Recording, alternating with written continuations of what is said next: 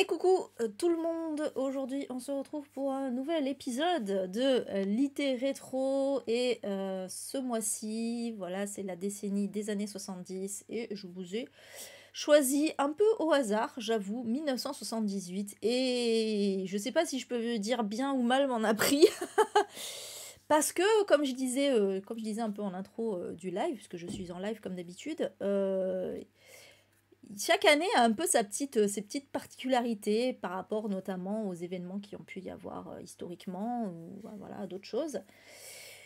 Et là, en l'occurrence, 1978, on est en pleine libération sexuelle. Et vous allez voir que ça peut être bien comme ça peut être pas bien. Vraiment, voilà. J'ai mis, il y a très précisément 3 livres sur lesquels j'ai mis des trigger warnings.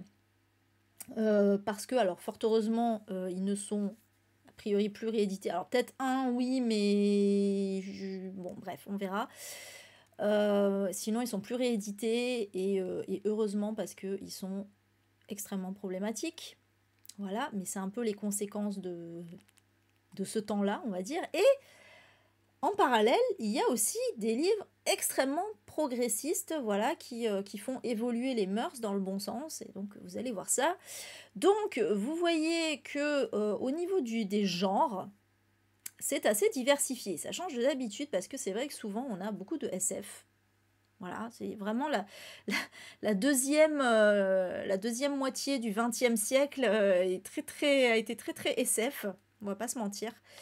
Et là, là, non, ça va. Il y en a un petit peu. Il y en a toujours, hein. Mais voilà, c'est très... alors, on a surtout des essais. C'était un peu l'année, voilà, comme je vous disais, ça va aussi avec ça, hein, voilà, c'était une année de, de libération sexuelle, mais aussi d'évolution des mœurs. On a le féminisme qui est passé par là, la première... Enfin, pas la première vague. La première vague, j'ai envie de dire, c'est un peu les suffragettes, mais c'est peut-être la deuxième vague. Avec Simone de Beauvoir et tout ça, on a eu des grandes avancées. On a eu aussi le décolonialisme, hein, voilà, on est sorti de certaines de cette colonisation de masse. Donc voilà, il y a des choses comme ça qui ont évolué et ça fait qu'il y a des gens aussi qui ont écrit des essais sur ces questions-là et vous allez le voir. Et puis, par contre, voilà, c'est la seule chose sur laquelle il y aura de la diversité, hein, les genres, puisque vous voyez qu'il n'y a que 2 autrices. Donc, comme quoi, le féminisme n'est pas encore à à son apogée. Et puis, là, parce que quand j'ai marqué collectif, en fait, c'est des collectifs que d'auteurs, hein. Donc, voilà, 18 auteurs, en fait, il y en a plus que ça. Et il n'y a que 2 autrices sur 20 livres. Et pareil, au niveau des pays, alors la France, cocorico, hein, parce qu'il y avait il y a beaucoup de livres français qui ont été assez marquants cette année-là. Mais alors après, voilà, France et États-Unis, et puis c'est tout, quoi. On est un peu limité au niveau des pays, je vous avoue. Voilà. Donc, on va pouvoir attaquer. Donc, sachez que, attention, il va y avoir des trucs assez problématiques, je vous le dis. Mais, comme je disais précédemment, moi je suis pour le fait qu'il faille en parler, dire que ça a existé, mais critiquer. Voilà, tout simplement. Remettre dans le contexte et critiquer. Cela, pour le coup, il va y avoir de la critique à faire. Donc, on commence avec 1980. Alors, c'était 1985 à la base, et puis en français, allez savoir pourquoi, ils ont renommé ça 1984-85. Voilà, parce qu'il y a évidemment une grosse référence à 1984. Donc l'auteur c'est Anthony Burgess. Alors Anthony Burgess, c'est l'auteur de Orange Mécanique. Voilà, je pense que vous devez à minima connaître le film. Alors, par contre, Anthony Burgess, il est un peu descendu dans mon estime là. Voilà, celui-là, j'aurais presque pu mettre un trigger warning aussi. Honnêtement, voilà. Bon, vous voyez dans les mots-clés, peut-être, je pense. Comment dire que Anthony Burgess, c'était l'ancien Welbeck. Hein, bref, en gros, dans cette histoire, parce qu'en fait, il faut savoir, pour remettre un peu le contexte quand même, il faut savoir que 1984 de George Orwell, c'était un roman anti-stalinisme. Voilà, c'était une grosse critique du stalinisme. Mais le problème, c'est qu'il y a des gens, et particulièrement les Américains, qui, on le sait, sont totalement anti-communistes, et surtout à cette époque-là. Voilà, hein, on était en période de guerre froide, on le rappelle. Donc du coup, Anthony Burgess s'est dit, tiens, ben, je vais profiter du livre de George Orwell, voilà, de sa popularité, pour écrire un pamphlet. On est au-delà de l'anticommunisme, là, on est dans l'anti-gauche d'une façon générale, en fait, hein, complètement. Voilà, alors que c'était pas du tout le propos de George Orwell, contrairement à ce que certains peuvent penser. Le propos de George Orwell, c'était anti-totalitarisme, donc c'était pas contre le communisme en tant que tel, puisque le communisme en tant que tel n'est absolument pas totalitaire, mais c'était contre les dérives du communisme qui ont donné donc le stalinisme. Mais Anthony Burgess, lui, c'était pas comme ça qu'il voyait les choses. Donc, en gros, alors, comment expliquer un petit peu? Donc déjà, il nous a fait, le livre, il est divisé en 2 parties. La première moitié du livre, c'est plutôt des petits essais et des interviews au sujet donc du livre de 1984, donc de George Orwell. Et donc, c'est la seconde partie qui va être une histoire fictive qui se déroule donc en 1985, qui, en fait, comment dire, voilà, c'est pas une suite, il utilise juste un peu le même concept. En gros, lui, bon voilà, en fait, au final, je suis désolée, mais au final, ça n'a rien à voir avec 1984, c'est juste une dystopie que Anthony Burgess a imaginée et qui, en fait, est, voilà, il se dit, ouais, en 1978, ça y est, donc, ce que je disais, il y a une libération des mœurs, il y a plus de liberté pour les personnes racisées, plus de liberté pour les femmes, pour les personnes LGBT+, etc. Et Anthony Burgess, il aimait pas trop ça, visiblement. Voilà, il aimait pas trop ça. Il aime pas les syndicats. Alors là, pour le coup, son livre ne se base quasiment que là-dessus, en gros. Il trouve que les syndicats ont des pouvoirs trop grands et en fait, voilà, il a imaginé une dystopie où le monde était dominé par les syndicats. Ouh là là, ça fait peur. Pardon, hein. Alors, on peut critiquer les syndicats, surtout en tant que tels aujourd'hui, parce qu'il y a une évolution un peu particulière qui fait qu'on est limite plus dans du parti politique que dans du réel syndicalisme. Mais le fait est que, bon, heureusement qu'ils existent. Ah là là, il faut pas que les gens ont des libertés au travail. Ouh là là là là, attention. Bref, donc il y a ça. Et puis, donc voilà, les syndicats sont devenus si puissants qu'ils exercent le plein contrôle de la société. Donc il y a un syndicat pour chaque métier imaginable. Ils font des grèves sans arrêt, évidemment. Ah là là, Anthony Burgess, il aime pas les grèves. Donc là, ouh là là, il y a des grèves de partout. C'est très grave. Heureusement heureusement que Anthony Burgess n'est plus là et ne vit pas en France. Parce que je crois qu'il aurait pété un petit câble. Putain, ça serait devenu un pur boomer, lui. Hein. Ce serait devenu un pur boomer, au secours. Bref, donc voilà, c'est mieux vaut en rire, j'ai envie de dire, voilà. Et puis, attendez, c'est pas tout, ça c'est rien, parce que le gros problème aussi, alors il y a premier problème, gros problème, évidemment, les syndicats, où c'est pas bien de défendre les gens, visiblement. Et deuxième problème, l'islamisation. Ouh là là là là là là, voilà, parce que, et oui, à cause de l'immigration. Surtout à cette époque-là, alors voilà, comme je disais, on était post-colonisation. Donc, forcément, ben, ils avaient fait venir des immigrés pour faire le sale boulot. Et puis après, ils n'étaient pas contents parce que les immigrés sont restés. Bah, excusez-nous. Donc, c'est un truc de fou quand même. Ça me fait halluciner. Et donc, voilà. Donc, du coup, il a imaginé, parce que ça se passe en Angleterre. Ah oui, oui, j'ai dit américain. J'ai dit américain? Non, j'ai pas dit américain. Je sais plus. Non, il est anglais, hein, Anthony Burgess, excusez-moi, hein, mais oui, parce que j'ai parlé des Américains qui étaient anticommunistes, mais c'est le monde anglo-saxon est un peu similaire, donc voilà, la fille se rattrape aux branches. Donc on est à Londres et Burgess a imaginé un Londres, une Londres, parce que c'est une ville, pleine de mosquées, oh là là, et de riches arabes. Bah oui, parce que tous les arabes sont riches, c'est bien connu, d'ailleurs on le voit, hein, très bien en France, bien sûr. Et ils achètent tout. C'est ça le truc en plus, c'est que les arabes, là, dans son livre, ils achètent tout. Oh là là, c'est les envahisseurs. Oh purée, mais c'est...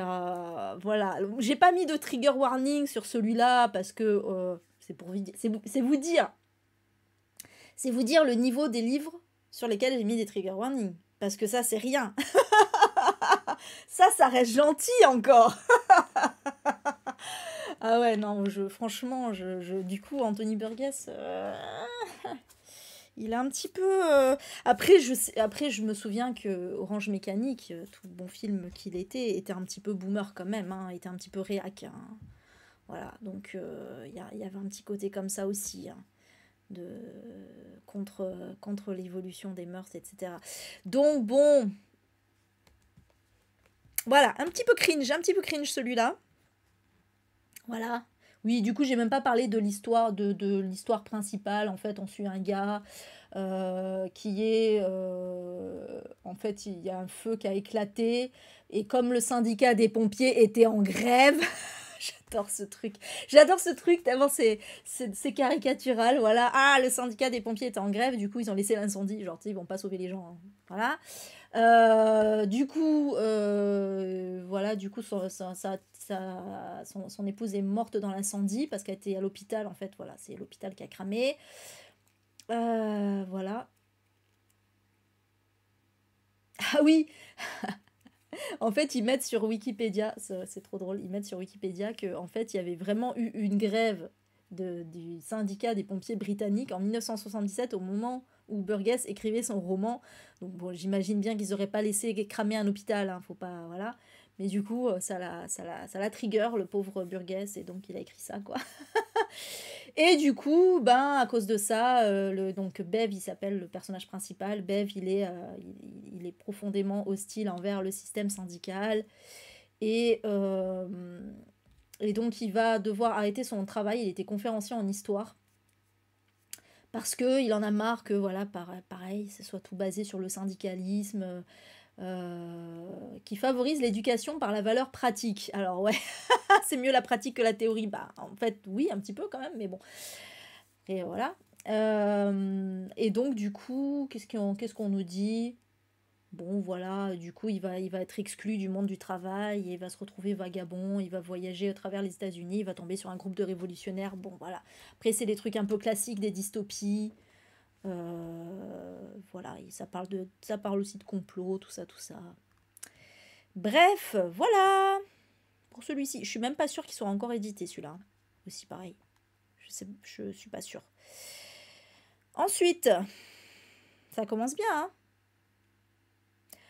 Alors, bon, là, on est sur un truc plutôt classique. Ken Follett, L'arme à l'œil. Donc, c'est un roman d'espionnage qui, donc, dont l'action se passe au moment du débarquement en Normandie, hein, donc à la fin de la Seconde Guerre mondiale.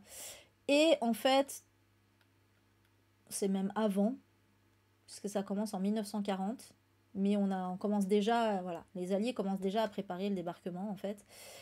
Et on va suivre, donc... Enfin, on va suivre. Il va y avoir un espion allemand qu'on appelle l'aiguille, parce qu'en fait, il tue les gens avec un stylet, apparemment.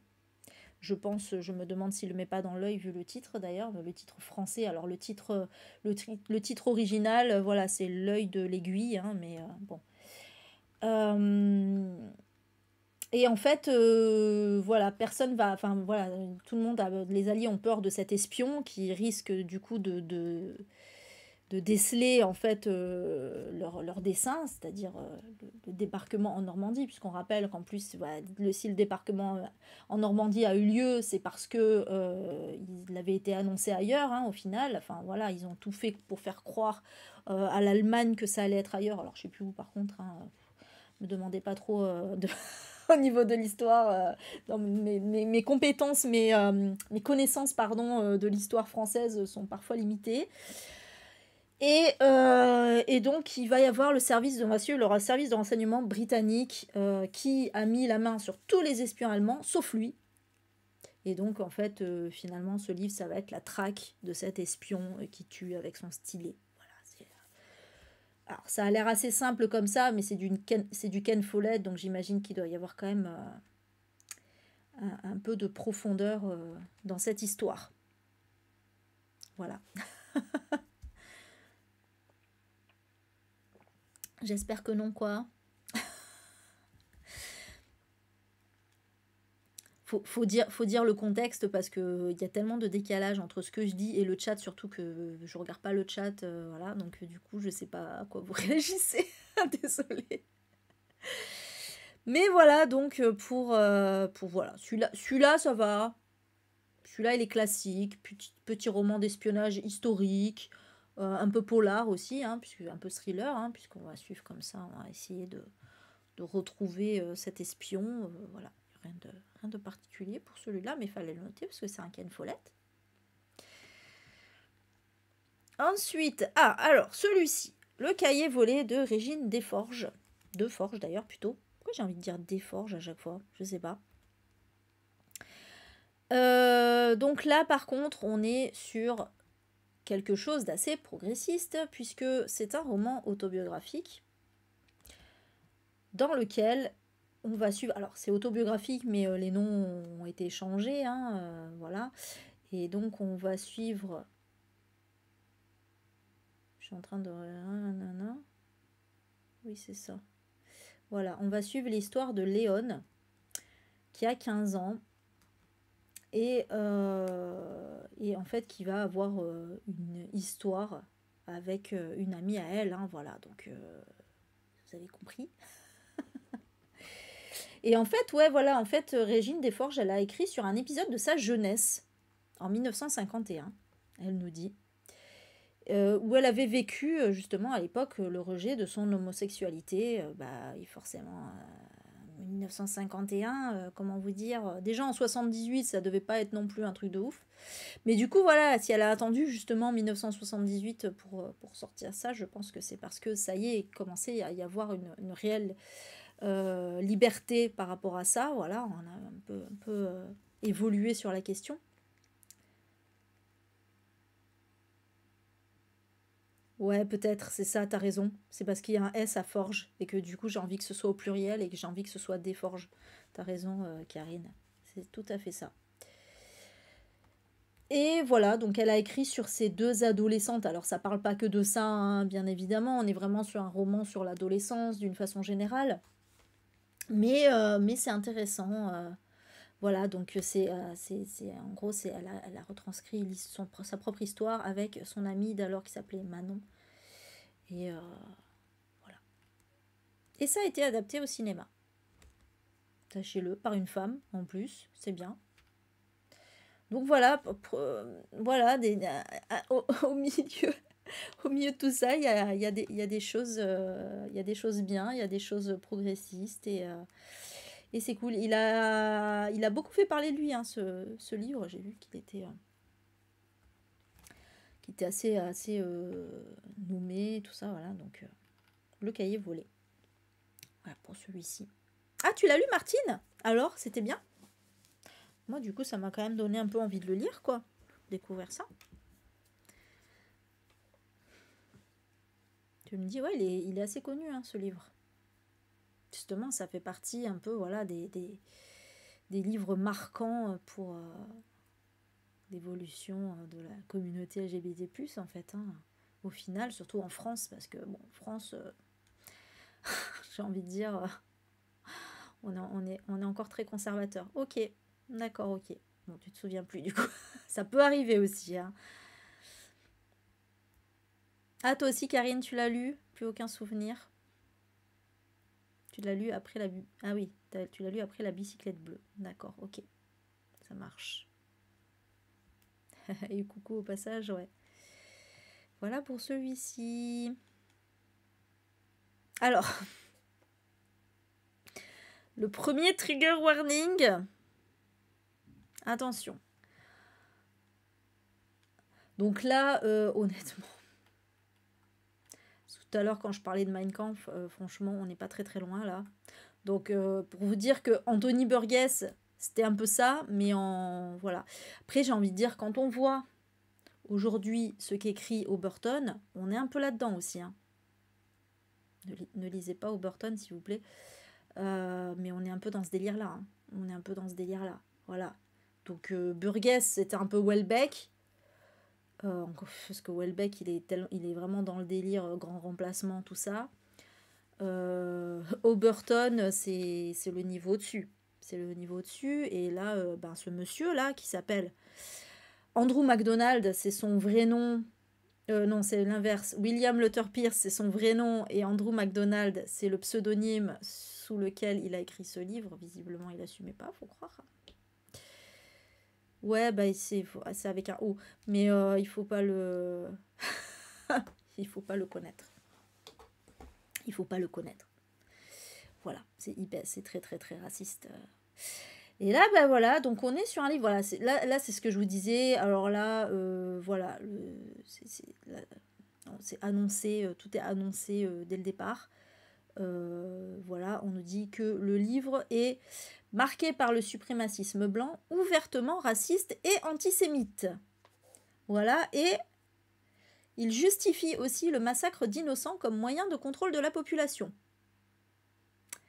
Donc, on va quand même vite fait parler de l'histoire. Donc, on suit un protagoniste qui s'appelle Earl, qui va prendre part au renversement du gouvernement fédéral des États-Unis, qui fait partie de tout ce qui est appelé le système tout au long du roman. Voilà, ça c'était la petite précision.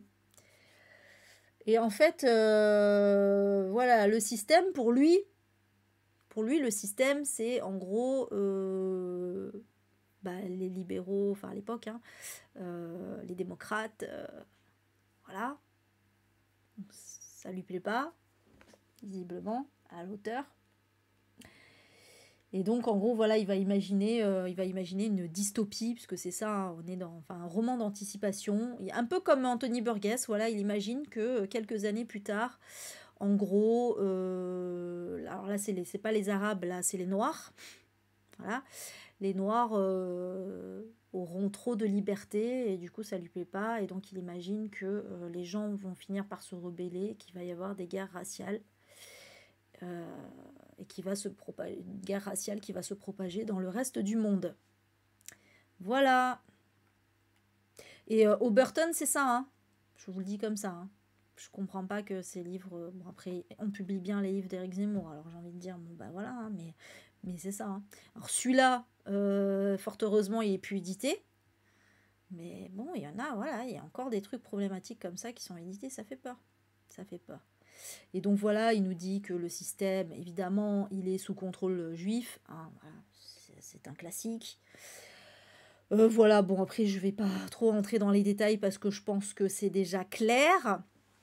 Et sachez que, parce que bon, je raconte souvent des anecdotes autour des livres, sachez que les ventes de ce livre ont contribué à financer les activités de la National Alliance, donc une organisation d'extrême droite, hein, voilà, de suprémacistes blancs. Voilà. Donc,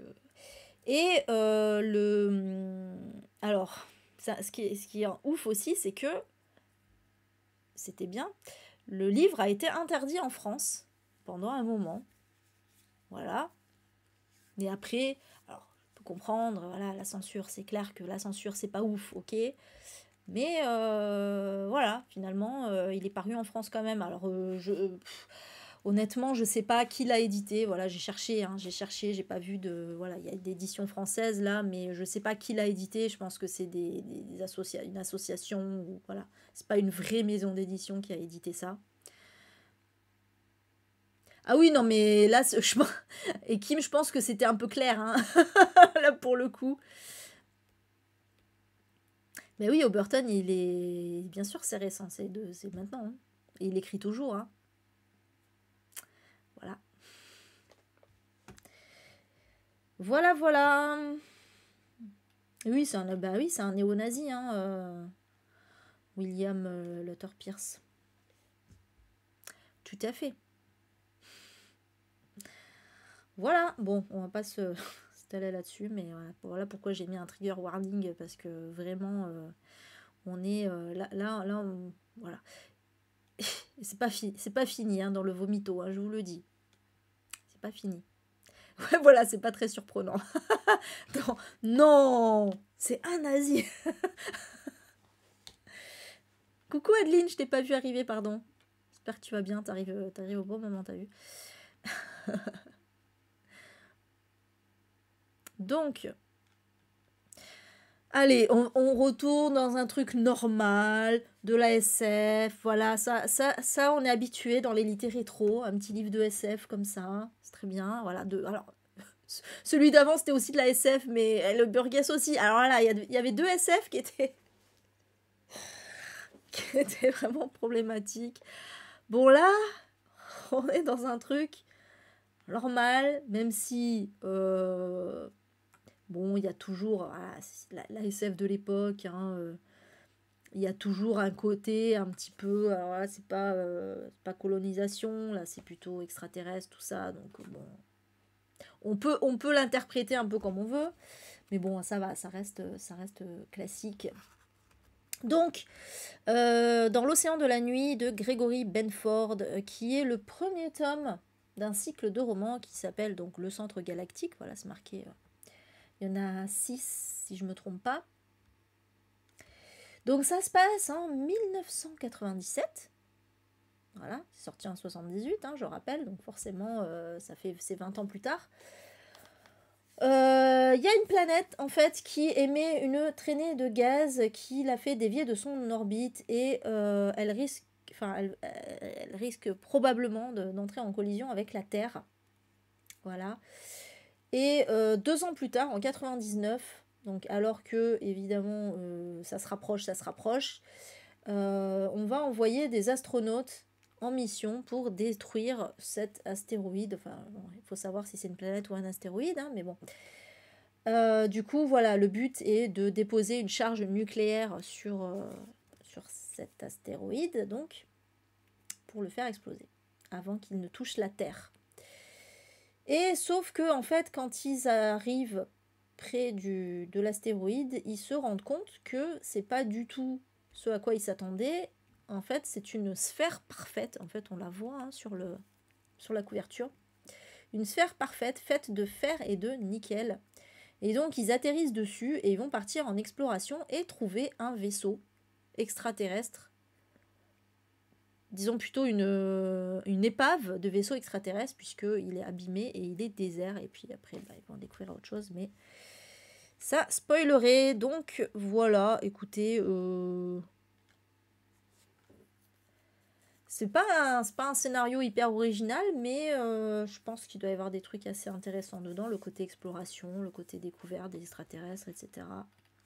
Je suppose. Voilà, il est classé en hard SF hein, aussi. Hein.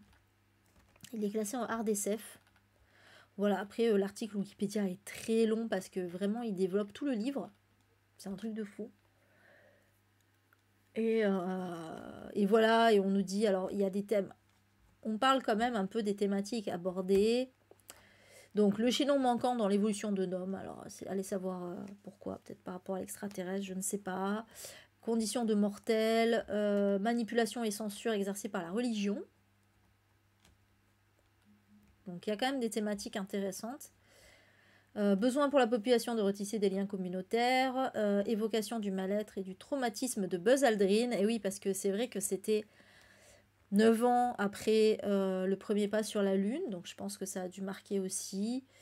Voilà, la différence de culture entre Américains et Britanniques. Bon, je ne vais pas faire toute la liste, mais il y a quand même pas mal de thématiques sous-jacentes dans ce livre. Complètement, Adeline, complètement, oui, oui, bien sûr. La science-fiction sert beaucoup, effectivement, de façon politique.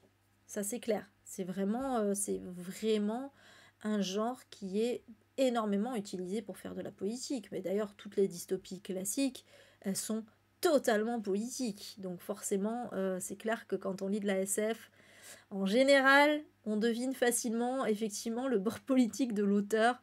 Voilà. Bon, là, c'est pas très clair en l'occurrence, mais bon, ça a l'air quand même d'être un bon gars vu les thématiques, on va dire.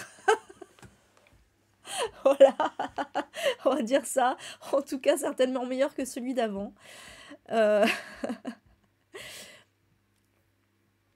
Voilà pour celui-ci. Alors bon, bah celui-là, vous le connaissez, hein. Danse macabre, recueil de nouvelles de Stephen King. Donc il y a 20 nouvelles dedans. Donc voilà, je vais pas rentrer dans le détail des synopsis. J'ai mis un petit peu des petits mots-clés, voilà, mais notamment dans les plus connus, il y a celles qui ont été adaptées, en film, hein, Les Enfants du Maïs. Maximum, alors poids lourd, c'est Maximum Overdrive qui a été le premier film réalisé par Stephen King, mais bon, je l'ai pas vu, hein, mais bon, apparemment, c'est vraiment de la daube. Voilà, Cours Jimmy Cours.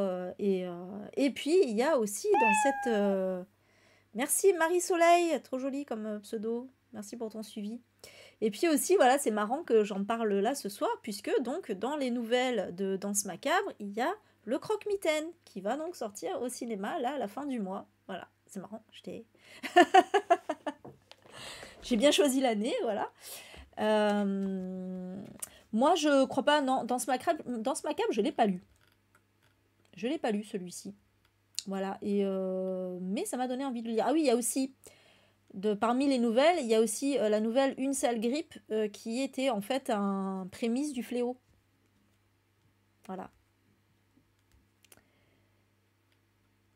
Donc c'est intéressant. 20 nouvelles, hein, quand même, hein. Voilà pour celui-ci. Tu l'as lu, Martine, t'as aimé? Du coup, moi aussi, dans ma palle, évidemment. Tous les Stephen King sont dans ma palle, de toute façon, mais... Après, il y en a que j'ai plus envie de lire que d'autres. Il m'en reste quand même quelques-uns à lire, hein, mine de rien. Ok, cool, Martine. Ouais, j'avoue que moi, quand je vois les petits synopsis des nouvelles, ça me donne grave envie. Donc voilà, comment te donner envie avec Litté Rétro, de sortir un livre que tu n'avais pas spécialement prévu de lire. Voilà, tiens, mais d'ailleurs, ça peut être un bon truc contre une panne de lecture, ça, de lire des petites nouvelles de Stephen King. À voir. Ah oui, t'es dans Fin de ronde. Tu aimes bien? Moi, j'ai bien aimé Fin de ronde. Ça m'a pas gêné qu'il y ait des fantastiques, justement. On revient au basique. Je les ai tous, ouais, Steph. Enfin, on les a tous avec Kim, en fait, hein. C'est surtout la collection de Kim, il en est très très fier. Mais oui, on les a tous, ouais. Même plusieurs en plusieurs éditions, d'ailleurs. On a une grosse bibliothèque spéciale Stephen King. Ah ouais, c'est vrai, Steph. Ah bah, en même temps, t'as pas commencé par le plus, par le plus évident, quoi. C'était pas du tout par ça qu'il fallait commencer Stephen King. Vraiment pas. Ouais, c'est clair. C'est clair, c'est obligatoire avec Kim. Bah, faut en lire d'autres, Steph, mais enfin, si, maintenant que t'as lu le Pistolero, j'ai envie de te dire, tu peux continuer la Tour Sombre parce que le tome 2 est totalement différent du tome 1 et est vraiment extrêmement prenant. Le tome 1, c'est vraiment juste une introduction et du coup, voilà. Mais donc, maintenant que tu as fait le plus dur, j'ai envie de dire, tu peux y aller, tu peux continuer. Mais sinon, si tu veux vraiment découvrir Stephen King, je te conseille pas la Tour Sombre, même si... parce que le problème de la Tour Sombre, c'est qu'il fait beaucoup référence à ses autres livres, en fait. Donc c'est vraiment pas par là qu'il faut commencer Stephen King. La Tour sombre, c'est un peu l'apogée de son œuvre. Il faut commencer par Carrie, par Cimetière, ou Charlie, ou Shining, enfin voilà, par ces grands classiques, quoi, ou Misery. Mais ah ouais, mais qui t'a envoyé ça? Oui, La peau sur les os, j'avais beaucoup aimé aussi, ouais. C'est vrai. Qui t'a envoyé ça, Steph, franchement? Dolores Claiborne, Cujo, ouais. Il y a l'embarras du choix. Mais pas La Tour sombre, pas en premier, quoi. Il y a trop de références, il y a trop de références à ces autres livres, en fait. Voilà pour celui-ci. Ensuite, alors, celui-là, je l'ai mis juste pour le fun, en fait, pardon. Il m'a fait rire ce livre, désolé.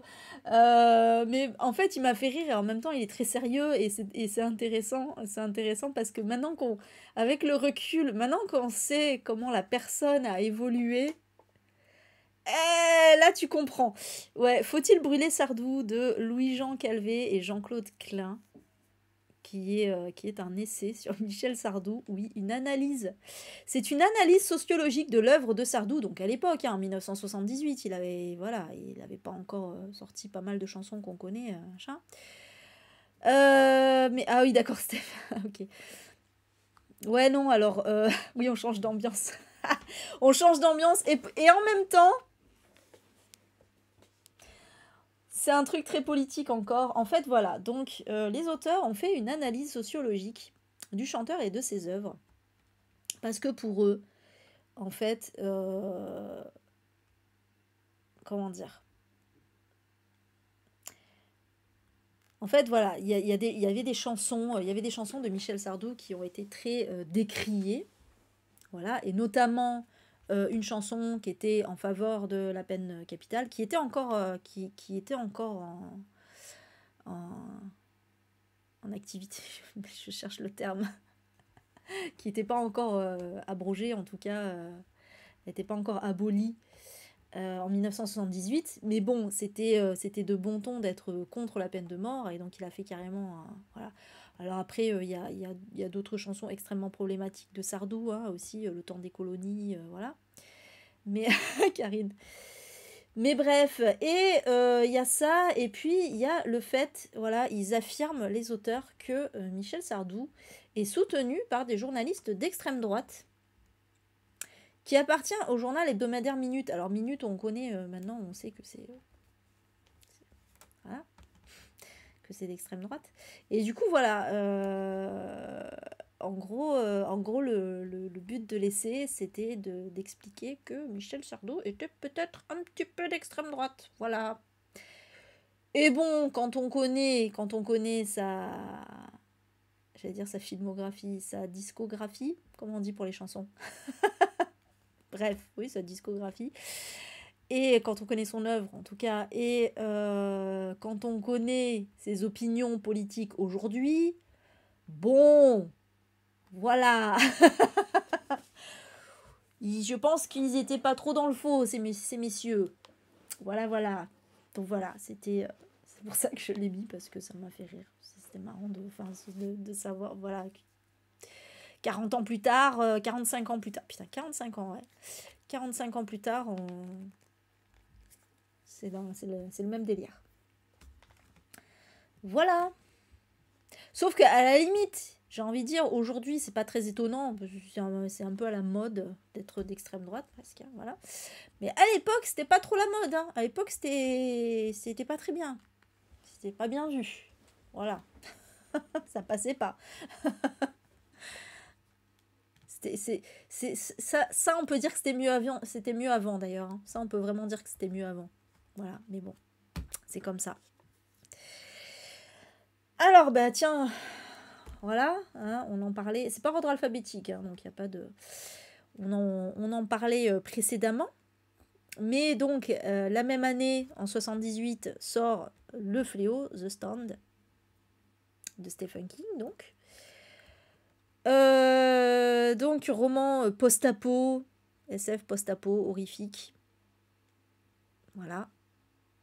grand classique, un de ses chefs-d'œuvre. Voilà, bon alors moi, vous savez que je n'ai pas été. Merci Cindy pour ton suivi. Je n'ai pas été de ouf avec le fléau. J'ai pas, voilà, c'est pas que j'ai trouvé ça nul, hein, loin de là. C'est du Stephen King, c'est très très bon. Et il y a des thématiques extrêmement bien construites, travaillées comme d'habitude. C'est juste que j'ai pas trop adhéré à tout le délire un peu très manichéen, très le bien contre le mal, les pouvoirs magiques, tout ça. Voilà, il tire un peu trop sur la fantaisie en fait celui-là et c'était un peu too much. C'était un peu too much pour moi. À la fin, j'en pouvais plus. En plus, enfin voilà, voilà, c'était trop. C'était trop pour moi. Oui, oui, bien sûr qu'il a encore édité. Bien sûr, non seulement il a encore édité, mais il y a une série qui est sortie il y a pas longtemps là, en 2020, hein, c'est marqué. Voilà, mais je sais que c'est une unpopular opinion de ma part, puisque je sais qu'il y a voilà, beaucoup de gens adorent le fléau.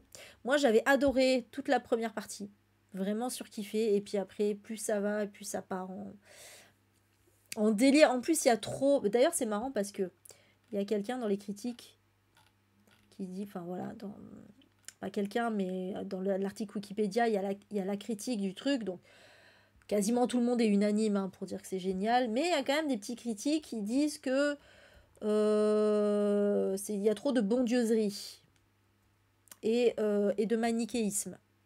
Et moi, je suis assez d'accord là-dessus. Voilà.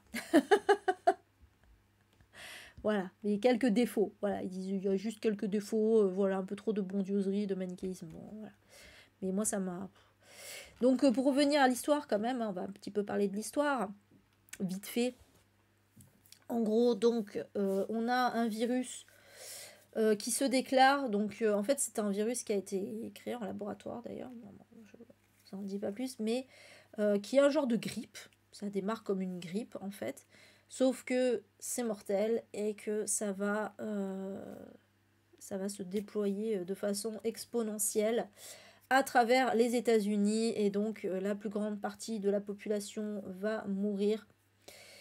Et on a les survivants qui vont se retrouver, j'allais dire à survivre, oui, c'est un peu le principe, mais surtout à former des camps. Il va y avoir deux camps opposés, et donc ça va être un peu voilà, la lutte du bien contre le mal. Et notamment, il va y avoir, on va suivre donc, j'allais dire le camp du bien, on va suivre quelques protagonistes qui semblent d'ailleurs immunisés a priori, mais qui vont avoir un peu, qui vont être menacés par un homme qui semble avoir des pouvoirs spéciaux, et voilà, je vous en dis pas plus. Je pense que ça suffit. Steph, si t'aimes les vampires... Alors, si t'aimes les vampires, lis Salem. Lis Salem. Voilà. Il est très très bien, Salem. Après, le fléau aussi, ça peut le faire. Du coup, parce qu'il y a un peu... L'année du loup-garou, je l'ai pas lu, donc... Mais Karine peut te répondre si ça fonctionne. Mais voilà. Salem, c'est des vampires. Et le fléau, on a un peu des créatures aussi comme ça. Voilà. Voilà. T'as tes réponses. Ensuite, hop. Alors, celui-là, je l'ai mis parce que, bon, déjà, c'était un Slovène, je me suis dit que c'était intéressant. Et puis, le livre a mis 40 ans pour sortir en France, alors que c'est pas un livre problématique, voilà, qui aurait subi une censure ou quoi, machin. C'est un livre qui a eu son petit succès à sa sortie, mais je sais pas, allez savoir pourquoi. En France, non. Et du coup, moi, il y a un petit côté un peu, il y a un petit côté un peu le nom de la rose. En fait, ça se passe au Moyen Âge. C'est un roman historique donc, où on va suivre une communauté religieuse. Et un jour, un homme va arriver dans cette communauté. Attends, si je crois que c'est ça. Hein. Il me semble que c'est ça. Ouais, c'est ça. Je crois que c'est un homme qui va arriver dans cette communauté, mais qui semble être possédé, enfin, qui dit être possédé par le démon. Et en plus, il y a une épidémie de peste. Enfin bref, voilà. Et cet homme va être, du coup, je crois, si je me souviens, j'essaie parce qu'il y avait pas, il y a pas le même synopsis là, mais bon, c'est pas grave. Il me semble que cet homme va être, on sait pas son nom d'ailleurs, va être exclu forcément de la communauté. Et en fait, il va errer un peu il va fuir à travers l'Europe centrale. Donc ça va être vraiment un genre de road trip. Voilà. Et alors, je l'ai mis aussi parce qu'il y avait encore un terme qui revient. J'aime beaucoup ce terme. C'est un roman picaresque. Voilà. Alors, est-ce qu'il y en a qui suivent? Est-ce qu'il y en a qui se rappellent ce que c'est qu'un roman picaresque? On nous dit c'est un roman historique, social, sociétal, picaresque, dramatique, tragique et métaphorique. Donc j'imagine que voilà, il va y avoir beaucoup de thématiques en sous-texte. L'article Wikipédia est assez long d'ailleurs, s'il raconte vraiment tout le livre. Voilà, on nous dit que le roman a été traduit dans de très nombreuses langues, mais voilà, il a attendu 40 ans pour être traduit en français. Et même en ayant été traduit, voilà, il est pas très connu. Donc on nous dit très métaphorique et symbolique, le livre semble viser à traduire le tragique de la condition humaine entre violence du pouvoir politique, l'impuissance de l'individu, l'instinct du troupeau destructeur et incapable de faire changer les choses, l'impossible liberté dans un univers où elle n'a pas de sens, dans lequel la nature semble aussi enfermante et angoissante que le cachot. Jones Oates, ah ben c'est lui en fait l'homme, je suis bête, forcément il est dans le titre, est une idée plus qu'un individu. Il ne semble pas avoir de passé, ou tout du moins, on ne sait rien de lui. Quel genre de famille, d'enfance, de lien a-t-il pu connaître avant de s'engager dans cette fuite permanente qui va de mal en pis? Il peut être tout le monde, mais au final, il n'est personne. Ça a l'air quand même extrêmement intéressant, quoi. Ça m'a rendue curieuse, du coup. Ah non, là, c'est pas pittoresque, c'est picaresque. Picaresque, c'est quand on suit les aventures, de mémoire, hein, c'est quand on suit les aventures d'un homme à qui il arrive que des malheurs, en gros. Que c'est... Il y a un peu d'humour noir et tout ça, voilà, c'est ça, picaresque. Voilà, c'est un peu, il y a un côté aussi un peu road trip. Ouais, c'est vraiment un truc, vraiment un terme très très précis, quoi. Hein. Mais c'est marrant. Du coup, j'aime bien. Quand je vois ce terme, ça me fait rire. Voilà pour celui-ci. Hop. Donc j'ai oublié de dire le nom de l'auteur. En fait, j'ai tout oublié. La fuite extraordinaire de Jones Oates, donc le titre. Oui, parce que si je le dis pas à voix haute quand même, si les gens écoutent. De Drago Yankar. Ou Yanchar. Je sais pas comment il se prononce le C avec le machin comme ça en fait. Je suis pas sûre. Donc voilà pour celui-ci. Alors attention. Attention, on arrive dans un nouveau trigger warning. Accrochez-vous bien. Donc Michel Foucault, ce que je vous disais. Voilà. Ouais, bon alors là j'ai mis un truc. Il n'y avait pas d'édition en fait. Voilà, il n'y avait pas d'édition. Donc c'est pas. C'est a priori plus réédité. Mais ça peut encore se trouver. Voilà. Là d'ailleurs c'est un truc étranger, a priori. Donc ça peut encore se trouver, je pense, sur internet, en e-book ou machin, mais c'est plus édité en France en tout cas. Fort heureusement, en fait, on n'est pas vraiment dans un livre à proprement parler, puisque ça a été édité dans un magazine en fait. C'est une mais bon, ils le mettent dans les livres parus en 78, donc je me suis permis de le mettre. En fait, c'est une retranscription, très précisément, donc d'un débat qui a eu lieu. Alors, c'est plus une conversation qu'un débat en réalité, parce qu'ils étaient tous d'accord. Voilà. Les fameux, vous savez, c'est un peu les fameux débats de touche pas à mon poste, tout ça, où en fait tout le monde est d'accord, qu'il n'y a pas de contradicteur, et quand il y a un contradicteur, bon, bah, tout le monde lui fait fermer sa gueule en 2 secondes, hein, donc c'est un peu ça. Là, tout le monde était d'accord. C'est une conversation à la radio, voilà, qui est passée à la radio, donc en 1978, entre donc le philosophe Michel Foucault, pardon, l'écrivain et avocat Jean Danet, et le romancier Guy Hockenheim. Je sais pas comment prononcer son nom, Hockenheim. Bref. Qui d'ailleurs est membre du Front homosexuel d'action révolutionnaire. Donc tu te dis, bah c'est bien, c'est cool, il doit être progressiste et tout. Alors oui, alors de fait, ce débat, cette conversation se voulait progressiste. Mais c'est ça qui est intéressant. Alors là, franchement, là, ça va être très très intéressant, cette partie-là. C'est pour ça que je voulais la mettre, même si c'est pas un livre à proprement parler. Je voulais la mettre quand même parce que ça montre un peu... surtout que on va parler d'écrivains, notamment, donc c'est bien, on va pouvoir... ça rentre dans le thème. En fait, si vous ne le saviez pas, mais je pense que vous êtes un peu au courant, à l'époque, il y a eu à ce moment-là, il y a eu une pétition. Alors, ouais, c'est ça en fait, hein, c'était vraiment pile avant. Ouais, c'est ça. Donc, il y a eu une pétition en 1977. Voilà, je vais chercher la date exacte. Une pétition qui s'appelle « La lettre ouverte sur la révision de la loi sur les délits sexuels concernant les mineurs ». Donc là, je pense que vous savez de quoi je veux parler. Donc, cette pétition défendait la dépénalisation donc, de toute relation consentie entre adultes et mineurs de 15 ans. Mineurs de 15 ans, ça veut dire moins de 15 ans. Hein. Ça ne veut pas dire qu'ils ont 15 ans. Voilà. Donc, c'est-à-dire 15 ans, c'était la majorité sexuelle en France. Ça l'est toujours d'ailleurs. Voilà. Donc, cette pétition a été signée par beaucoup d'intellectuels et particulièrement des intellectuels de gauche. Et oui, je sais. Et il y a notamment, ça me fait toujours mal, mais il y a notamment Simone de Beauvoir dedans, Jean-Paul Sartre, etc. Et donc Michel Foucault. Mais,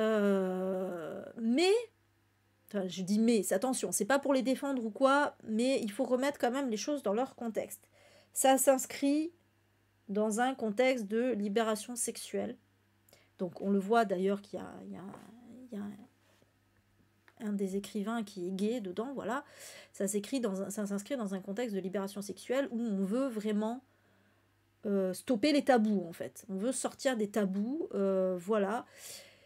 Et donc, on estime qu'à partir du moment où les gens sont consentants, eh ben, ils font ce qu'ils veulent. Donc nous, aujourd'hui, on sait que le consentement de l'enfant, ben, en fait, il n'existe pas parce que un enfant n'est pas en capacité de consentir en fait à ce genre de relation. Mais à l'époque, vous voyez ce que je veux dire, c'était, on était en zone grise. Et en fait, le truc, c'est que à cette époque-là, il commençait à y avoir des psychologues, des psychiatres, des pédopsychiatres, des sociologues aussi, qui venaient expliquer que le consentement de l'enfant n'est pas négociable, en fait, que voilà, qu'un enfant n'est pas apte à consentir et que toute relation avec un adulte va créer un traumatisme chez lui, voilà, peu importe s'il s'est montré consentant ou pas, en fait. Et là, en fait, voilà, le problème, c'est que ben, ça leur plaît pas trop à tous ces intellectuels, là, parce que, merde, la liberté sexuelle, tout ça. Alors, on va pas se mentir. Moi, je vous remets dans le contexte de, voilà, libération sexuelle. Maintenant, je suis désolée, mais elle a bon dos la libération sexuelle. Parce que tous ces mecs-là... Alors, Simone de Beauvoir, honnêtement, je pense pas qu'elle soit pédophile. Je pense plutôt qu'elle soutenait ses potes parce que c'était ses potes. Voilà, Jean-Paul Sartre, c'était son compagnon. Et d'ailleurs, voilà, est-ce qu'il y a une affaire de pédophilie avec Jean-Paul Sartre? Je ne sais pas. Mais voilà, c'était ses potes. C'était le milieu intellectuel de gauche de l'époque. Donc ils se sont tous un peu... Voilà, donc je pense pas que tous les signataires de cette pétition soient des pédophiles. En revanche, je pense clairement que beaucoup le sont et que beaucoup ont profité de ce truc pour, voilà, avec un côté très éloquent et avec des arguments, tout ça, la libération sexuelle, voilà, sous couvert de progressisme pour justifier leur propre pédophilie, hein, voilà. En gros, c'est ça. Donc, en fait, le sujet de cette conversation, c'est d'expliquer que On ne veut plus des... Enfin, je dis on, c'est pas moi, évidemment, vous m'avez comprise. On ne veut pas de la psychiatrisation de la société. Voilà, en gros, c'est ça, il faut arrêter de tout psychiatriser. Et en fait, alors là où c'est fallacieux, en plus, c'est que justement, ils vont s'appuyer sur le côté, sur l'homosexualité, pour dire, regardez, on a psychiatrisé l'homosexualité, c'était pas bien. Maintenant, on sait que en fait, ben, c'est tout à fait normal, légitime d'être homo et tout. Et donc, en gros, faut faire pareil avec les enfants, quoi. En gros, c'est ça. Alors eux, ils sont arrivés à comparer homosexualité et pédophilie, mais pas dans le même esprit que les fachos aujourd'hui qui font ça, quoi. C'est- mais c'est pas mieux. Mais c'est pas mieux. Voilà, donc en gros, eux, ils disaient l'homosexualité c'est bien, donc la pédophilie ça doit être bien. En gros, c'était un peu ça hein, l'idée. Mais à condition, bien évidemment, alors attention, ils se défendent, voilà, ils disent attention, par contre, le viol, non. Ah, bien sûr que non, évidemment, faut pas violer des enfants. Mais si l'enfant est consentant, ça passe. Oui, c'est très glauque. C'est très glauque, c'est très glauque.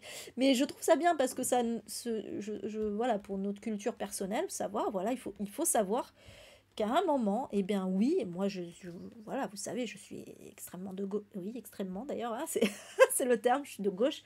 Voilà, toujours été de gauche, mais il faut savoir que à une époque, ben, à la gauche, voilà, il y a eu il y a eu des tares. Il y a eu des tares. Bon, après, j'ai envie de dire, c'est les hommes. Hein. Ben, encore aujourd'hui, les hommes de gauche, c'est quand ils te disent c'est la lutte des classes le plus important, il faut pas lutter contre le patriarcat, il faut lutter contre les riches. Alors oui, il faut lutter contre les riches, mais le patriarcat, c'est aussi un problème, quoi. Donc voilà, quand ils te disent ça aussi, bon, voilà, la gauche, elle a bon dos. Pour moi, la gauche, la vraie gauche, elle doit lutter contre toute forme de discrimination et de violence, en fait, d'une façon générale. Et la pédophilie, ça en fait évidemment partie. Mais voilà, c'est intéressant de voir un peu le contexte en fait dans lequel ça a été fait. C'est que c'était vraiment dans un truc de, bah voilà, c'est la libération sexuelle, etc., etc. Et alors, il y a aussi un autre truc important aussi dans cette histoire, c'est que Foucault, lui qui a écrit, d'ailleurs je voulais le lire en plus son livre, du coup ça m'a un peu...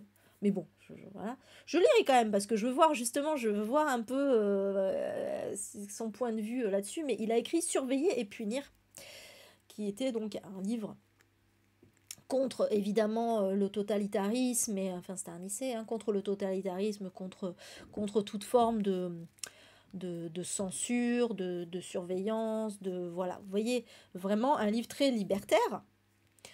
Et du coup, ça s'inscrivait, son propos là s'inscrit là-dedans aussi. En fait, son propos c'est de dire il faut arrêter les tabous, il faut arrêter les interdictions, etc. Et voilà. Il y a une logique. Il y a une logique. Mais en même temps, voilà. Et la liberté des uns s'arrête là où commence celle des autres. Et la liberté des enfants s'arrête à partir du moment où il y a de la pédophilie, quoi. Donc voilà. Salut Jenny, tu arrives au bon moment. Du coup, voilà, donc il y avait tous ces arguments-là qui ont été mis en avant. Et quand je vous disais tout à l'heure, ce que je disais avant pour les gens de YouTube, avant le début, avant l'enregistrement, en fait, on parlait un peu des problématiques et tout ça. Quand je vous disais que quand je lisais les articles Wikipédia et que je voyais pas de contradiction, j'hallucinais. Et là, en fait, l'article sur la loi de la pudeur, il explique extrêmement bien donc tout le propos de Michel Foucault et de Guy Hockenheim. Je ne suis pas sûre de la prononciation, mais il exprime extrêmement bien leurs propos. Mais il n'y a absolument aucune contradiction. C'est vraiment expliqué comme si, enfin voilà, tous leurs arguments sont expliqués. Alors voilà, il y a ça, il y a ça, il y a ça. Voilà, parce que... ah oui, j'ai oublié un propos important aussi, très important, en rapport avec le fait de la surveillance, la censure, tout ça, machin, les interdictions. C'est que Foucault estime que on criminalise trop les gens. Alors c'est à ce propos-là que je me suis dit, ouais, ok mec, tu justifies ta pédophilie là, ou en tout cas celle de tes potes. En gros, il dit, il y en a marre parce que on criminalise trop les hommes, voilà, on crée des délinquants qui n'existent pas, voilà, on criminalise une catégorie de la population, en gros, il parle des pédophiles, hein, mais bon, bref, voilà, alors que, en fait, bon, si l'enfant est consentant, voilà, c'est toujours le même truc. Euh, voilà, donc en fait, il trouve que c'est pas bien de fabriquer des crimes comme ça, qui ne sont pas, qui pour lui, hein, ne sont pas des crimes, parce que du coup, en fait, on est, enfin, c'est comme ça qu'on crée, voilà, la violence engendre la violence, machin, machin. Bref, je vais pas rentrer dans les détails, mais voilà, c'était quand même un truc de ouf de lire ça. Et du coup, voilà, je lisais tout ça de façon très affirmative, voilà, c'était très affirmatif. Oh là là. Bon, alors ils disent, alors l'article dit Foucault dit que, Hockenheim dit que, conclut machin, donc évidemment c'est les propos de ces personnes qui sont rapportées, mais du coup il y a pas un moment où on dit, je sais pas, critique du truc, je sais pas, parce qu'il y a forcément eu des critiques à un moment ou à un autre, même si c'est 20 ans après, je sais pas. Non, non, non, voilà, c'est... Voilà. Euh, Voilà, il met en garde, voilà, Foucault met en garde contre la tentation de légiférer à propos des comportements sexuels, tentation qui semble aller à contre-courant de l'idéologie libérale. Voilà, ça résume tout. Ça résume tout, c'est-à-dire que pour lui, en fait, on est dans un courant libertaire, en 1978, la libération des mœurs, la libération sexuelle, etc. Et commencer donc à pénaliser des gens et à faire des législations justement pour pénaliser des gens, ben c'est pas bien. Voilà.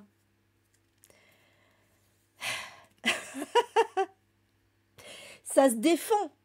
Hein, du moins, ça se défendrait si c'était pour défendre autre chose. C'est dommage. Mais voilà. En tout cas, bon voilà pour celui-ci, mais ça m'a trigger. Ça m'a beaucoup trigger de lire ça. Et l'article est extrêmement long. Voilà, si vous voulez aller lire tout ça. Mais c'est intéressant, hein, c'est très très intéressant. Mais voilà, oui, alors, ah oui, il y a ça aussi, parce que donc, il compare donc aux gays, mais il compare aussi aux femmes. Il se dit, mais on a arrêté de maintenir les femmes sous tutelle, on les a émancipées et tout ça, pourquoi on fait pas pareil avec les enfants? Oui, parce qu'il y a tout un truc comme ça aussi qui dit que les enfants doivent s'émanciper, il faut écouter la parole des enfants, il faut écouter leurs choix. Et quand tu écoutes ça, tu dis oui, c'est vrai, il faut écouter les enfants, il faut les considérer comme des vraies personnes, etc. Et c'est vrai qu'on dit de plus en plus ça dans l'éducation d'aujourd'hui, notamment. Et donc là, effectivement, le propos a du sens de dire il faut écouter les enfants, il faut faire attention à ce qu'ils disent, à ce qu'ils veulent, etc. Mais bon, là, c'est pour justifier la pédophilie, quoi. Donc, hein, ça pique. Ça pique de mêler le féminisme à ça, et quand on sait qu'aujourd'hui, bah justement, le féminisme lutte évidemment contre ça, hein. Mais du coup, ça pique. Mais voilà, pour dire, on n'est tellement pas dans le même contexte aujourd'hui qu'à cette époque-là. Mais c'est vrai que dans les années 70, c'est les pédophiles. C'était normal. Bah, on l'a vu comment comment il s'appelait ce monsieur. Euh, ah mince, du consentement. J'ai oublié son nom. Ça y est, j'ai un trou. Aidez-moi. Aidez-moi, aidez-moi. Bon, tant pis. Vous savez de qui je parle. Matzneff. Ça y est, ça m'est revenu. Bon, ils m'ont pas aidé. Hein. Ouais, Gabriel Matzneff. Voilà, on l'a vu avec lui, et puis bon, avec d'autres aussi, hein, on va pas se mentir. Voilà, Claude François, bon, il y en a plein. Voilà pour celui-ci. Bref, j'accélère parce que je voulais finir à 10h. Mais... Alors, bon, celui-là, ça va aller mieux. Donc, Le Monde selon Garp de John Irving. Retourne dans le classique. Voilà, donc celui-là, il est assez connu. Hein. Il est assez connu, il y a eu un film. Donc, on est dans un roman d'apprentissage, en l'occurrence. où en fait il a fait tout un genre de biographie romancée, hein, finalement, John Irving. Il raconte la vie d'un écrivain qui s'appelle T.S. Garp, c'est des initiales, hein, euh, dont la mère est, alors ça voilà, donc quand il est enfant, sa mère est infirmière. Et en plus, donc ça se passe pendant la Deuxième Guerre mondiale, hein. Donc elle va beaucoup soigner des militaires, etc. Et puis un jour, elle va vouloir un enfant. Mais elle n'a pas envie d'être avec un homme, voilà, elle veut sa liberté. Donc il y a un côté très féministe, hein, là-dedans, voilà. Elle veut sa liberté, d'ailleurs, elle n'a même pas envie de relations sexuelles. Et donc, du coup, voilà. En gros, elle va. Par contre, c'est un peu bizarre parce que j'ai l'impression que c'est un peu un viol son affaire là, mais bon. Parce qu'elle va profiter d'un homme qui est réduit à l'état de légume. Bon, bref. Il y a quand même un truc problématique. J'avais pas fait gaffe, pardon, quand j'avais pas tout bien lu le résumé. Bref, on va dire qu'on ne sait pas ce qui s'est passé, mais en tout cas, voilà, elle va avoir un enfant, donc qui est ce fameux T.S. Garp. Donc en fait, en gros, c'est le nom de son père. C'est pas son nom, c'est Technical Sergeant, sergent technicien TS. Voilà, donc c'est même pas son prénom, mais Garp, c'est le prénom par contre de son père. En vrai, c'était bizarre. Voilà. Et du coup, son fils. Donc on va suivre un peu la vie de son fils. Voilà, qui va découvrir ses expériences, etc. Les premières amitiés, il va faire de la lutte aussi, voilà. Ah, c'est possible que ce soit autobiographique en fait, mais ils le mettent pas vraiment. Ils le mettent pas, hein. J'avais regardé, justement, je m'étais posé la question, mais je sais pas. Certainement une autofiction peut-être un peu inspirée de sa vie. Ah, c'est avec Robin Williams le film. Et en fait, lui, donc, il va finalement avoir envie de devenir écrivain. Mais c'est sa mère qui va connaître le succès en tant qu'écrivain en tant qu'écrivaine en l'occurrence, parce que elle va sortir un livre féministe et du coup voilà elle va justement par rapport au fait qu'elle n'ait pas voulu d'homme dans sa vie, etc. Et en fait elle va avoir un succès retentissant et voilà, bon après j'en dis pas plus, mais ça a l'air quand même intéressant. Ah c'est possible, Cricri, c'est possible. Mais bon, là, a priori, ce roman, apparemment, c'est une satire, en fait. Voilà. C'est plutôt une satire, là, en l'occurrence. Voilà, voilà. Et on nous dit que le roman commence avant la conception de Garp. Bah oui, forcément, on va suivre sa mère et se termine après la mort de celui-ci. Donc, contrairement à la biographie classique. Voilà. Donc, il va faire, en fait, après la mort, il va faire le tour de du destin de tous les proches, en fait, de Garp. Oula, il en regarde beaucoup. Mince, pourquoi j'ai fermé? Voilà pour celui-là. Alors celui-là, je sais pas trop pourquoi je l'ai mis. Peut-être parce que c'est de la fantaisie française et que ça changeait un peu. Puis parce qu'il y avait un article Wikipédia assez conséquent. Donc c'est Néfer de Charles Duy, qui est un Français. Et alors en fait, ouais, il y a un truc un peu... On nous dit que c'est un peu un genre de suite en fait. Mais bon, sans être une suite, c'est un peu bizarre. Bref. C'est un peu la suite d'un livre qui s'est appelé Ptahhotep. Voilà. Bref, c'est un roman assez spécial puisque donc on nous dit que c'est à la fois de la fantaisie, de la science-fiction, du réalisme magique, du surréalisme, de la poésie, bref, un peu de tout, voilà, du merveilleux, c'est assez particulier. Et en fait, on va... Ah mais non, oui, c'est pour ça. je me disais, il me semblait bien que c'était pas une vraie suite, mais du coup, c'était pas très clair. Oui, c'est que en fait, c'est la suite d'un roman, mais qui n'a pas existé en vrai. Voilà, c'est la suite d'un roman imaginaire. En fait, c'est un peu comme comment Princess Bride. C'est un peu comme Princess Bride en fait. Princess Bride, c'est la réécriture d'un roman qui en vrai n'a pas existé. Et là, c'est la suite d'un roman qui en vrai n'a pas existé. Voilà. Et donc, on va suivre, dans cette histoire, on va suivre Néfer, qui est un jeune prêtre. Euh, un jeune prêtre, alors précisons-le, c'est pas un prêtre de l'église catholique, c'est un prêtre du temple de la maison de l'amour du pays des deux lunes. Voilà, donc le pays des deux lunes, en fait, c'est l'univers dans lequel va avoir lieu un peu ce récit. Et Néfer, il est amoureux d'une courtisane esclave qui veut absolument racheter. Il est amoureux d'elle, sauf que en fait, elle va mourir parce qu'il va y avoir une guerre, des guerres politiques. Et donc, Néfer va être un peu en deuil. Et voilà, on va suivre un peu son histoire, sa quête initiatique, dans un monde qui est un peu inspiré de la mer Méditerranée, mais de façon surréaliste. Ça fait beaucoup d'informations. Hein. Ça fait vraiment beaucoup d'informations.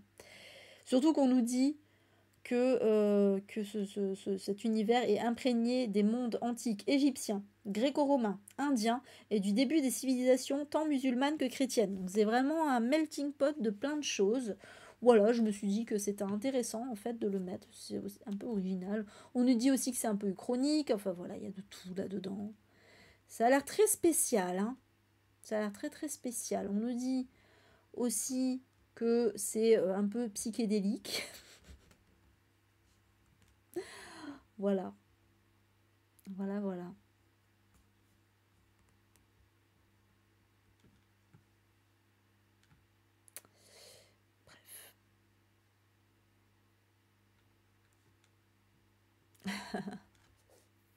Ouais, ça a l'air space. Hein. Ça a l'air space, mais un peu intéressant. Voilà, coucou Prissy. Comment ça va? Donc voilà pour celui-ci. Alors, purée, il m'en reste encore quelques-uns, moi qui voulais finir tôt. J'ai tellement entraîné, il faut dire. Alors, mais il y avait beaucoup de choses à dire. L'orientalisme de Edward W. W. Je sais pas, Saïd, parce que c'est Saïd, hein, c'est pas Saïd comme le verbe, c'est Saïd, c'est vraiment Saïd, puisque c'est un homme d'origine moyenne-orientale. Alors de quel pays déjà? Je vais vous dire ça immédiatement, ou pas. De Palestine, voilà. Tiens d'ailleurs, bah voilà, si vous voulez valider un pays supplémentaire, la Palestine, pour lisons l'Asie. Donc, l'orientalisme, alors ça a l'air très intéressant. Alors là, voilà, là ça s'inscrit plutôt dans quelque chose dans un mouvement plutôt progressiste, puisque en fait dans ce roman, donc Saïd, on va l'appeler Saïd, en fait a fait tout un essai sur la colonisation et en fait en gros le fait que l'Occident ait imposé une vision politique et culturelle à l'Orient. Voilà. C'est extrêmement intéressant. Donc, en fait, ça va parler évidemment de l'impérialisme culturel notamment. Voilà. La domination politique de l'Orient par l'Occident. La diabolisation de l'islam, bien évidemment. Donc voilà, ça va vraiment parler de tout ça. Ça a l'air extrêmement intéressant et surtout toujours d'actualité parce que même s'il n'y a plus, il y a toujours des colonisations, mais en tout cas, nous de l'autre côté, voilà, on n'a plus trop de colonies, on va dire, enfin on n'a plus du tout de colonies officielles. Ouais, je pense un peu aux dom-tom, pour moi c'est un peu des colonies quand même, mais bon. En tout cas, malgré tout, il y a toujours ce truc de on va aller faire la guerre là-bas pour les sortir de leur truc et tout ça, et qu'au final ça apporte plus de malheur qu'autre chose. Hein. Voilà, on a vu les Américains à chaque fois qu'ils sont allés faire quelque chose au Moyen-Orient, ça s'est mal terminé. Donc voilà, il y a vraiment ce truc de, en gros, finalement, le le complexe de supériorité de l'Occident par rapport à l'Orient, qui estime que les Orientaux sont des barbares et qu'il faut aller leur apporter notre culture et notre civilisation, quoi. Voilà. Enfin, notre civilité, plutôt, très précisément. Voilà, voilà. Parce qu'ils sont pas civilisés. Mais c'est intéressant. Ah, t'as déjà la Palestine? Bah, pas moi, tu vois. Du coup, ça peut être une bonne idée. Bisous Michel, bonne soirée, merci d'être venu. Donc voilà. Mais ouais, ça a l'air pas mal. Ça a l'air pas mal. A priori, il a été bien accueilli en plus. Je suis pas sûre qu'aujourd'hui il serait bien accueilli ce livre. Hein. C'est ça le pire. Hein. Je suis persuadée qu'aujourd'hui ce livre serait très mal accueilli. Ce serait en mode ah, c'est du racisme anti-blanc ou je sais pas quelle autre connerie. Franchement, vraiment. Mais à l'époque, ça a été bien accueilli, puisque à l'époque, on se remettait, c'était le moment où on se remettait en question par rapport à ça, justement, par rapport au mal qu'on avait pu faire. Donc, mais maintenant, non, ouais, ça va, finalement, c'était bien, les colonies. Faudrait y revenir. Bref, voilà pour celui-ci. Alors, ben voilà, pareil, celui-ci, donc, la parole au négresse. Bon, alors oui, il y a un mot, il y a un N-word, mais en même temps, c'est justement une femme noire hein, qui a nommé ce... Quand c'est les personnes noires qui utilisent ce mot, voilà, ils ont parfaitement le droit. C'est comme Aimé Césaire qui parlait de la négritude, parce que justement, il se réapproprie le mot pour parler justement de comment ils sont traités, en fait. En gros, c'est ça, hein. C'est exactement ça. Et donc l'autrice, c'est Awa Thiam. Et on nous dit que en fait, ce livre est un livre fondateur du féminisme africain francophone et qu'il est précurseur de l'intersectionnalité. Donc l'intersectionnalité, c'est la convergence des luttes en fait. C'est le fait de lutter à la fois donc contre le sexisme, contre le racisme, contre l'homophobie, etc. Et là, en particularité, donc évidemment, la spécificité du féminisme des femmes noires dans le mouvement féministe de l'époque d'un point de vue francophone, puisque c'était très très très blanc. Voilà, surtout à l'époque, évidemment, c'était le féminisme, à l'époque c'était encore le féminisme de Beauvoir, c'était le féminisme très bourgeois, encore, hein, voilà. Et donc les femmes noires n'avaient pas trop leur mot à dire dans ce... Ah non, ouais, alors ça dépend qui, hein, ça dépend qui précis. Voilà, les femmes noires avaient pas trop leur mot à dire et du coup, voilà, ça a été un premier pas comme ça. Donc d'ailleurs, j'ai pas mis le mot parce qu'il est pas cité, parce qu'il a été théorisé plus tard, mais aujourd'hui, donc on appelle ça la misogynie noire. Donc c'est-à-dire le mélange entre la misogynie et le racisme et la négrophobie, en fait, très particulièrement. Hein.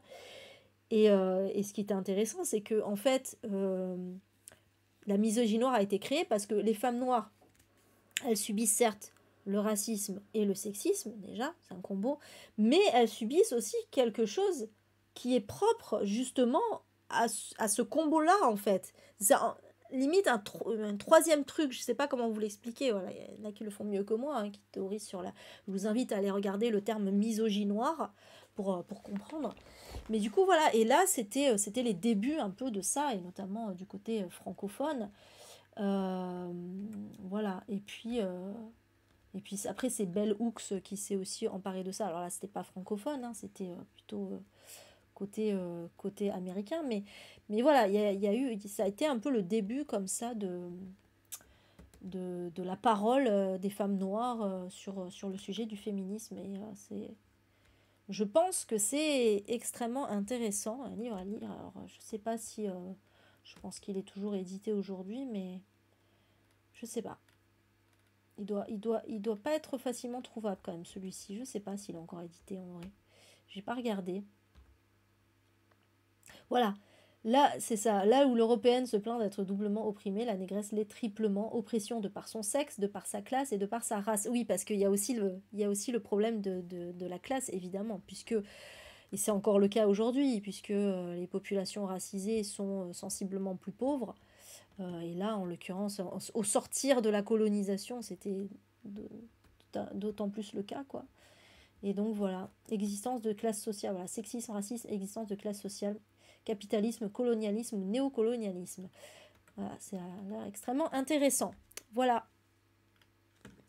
Pour celui-ci, qui du coup me donne très envie de le lire, honnêtement. Et donc il va regrouper, je précise aussi, il va regrouper des témoignages, en fait, c'est pas seulement un essai, c'est aussi des témoignages de plusieurs femmes noires qui vont venir parler un peu de leur expérience à ce sujet. Voilà pour celui-ci. Alors, celui-ci, oulala, parce qu'on en a beaucoup entendu parler aussi, hein, Le Pullover Rouge de Gilles Perrault. Donc, qui est un true crime, on peut le dire, voilà, une enquête, alors un peu romancée hein, quand même, une enquête, c'est très précisément une enquête critique. Il faut le dire, c'est vrai que je ne l'ai pas marqué, mais c'est important de le souligner, ce n'est pas une enquête neutre, c'est une enquête à décharge très précisément. Donc on revient sur l'affaire du pullover rouge, l'affaire Christian Ranucci. Donc je pense que ça doit vous dire quelque chose. C'est un homme qui a été jugé et condamné puis exécuté pour l'enlèvement et le meurtre d'une petite fille de 8 ans. C'était Marie Dolores Rambla. Voilà. D'ailleurs, il y a un livre qui est sorti aussi, l'affaire Rambla, il n'y a pas très très longtemps. Là, c'était sur ça aussi.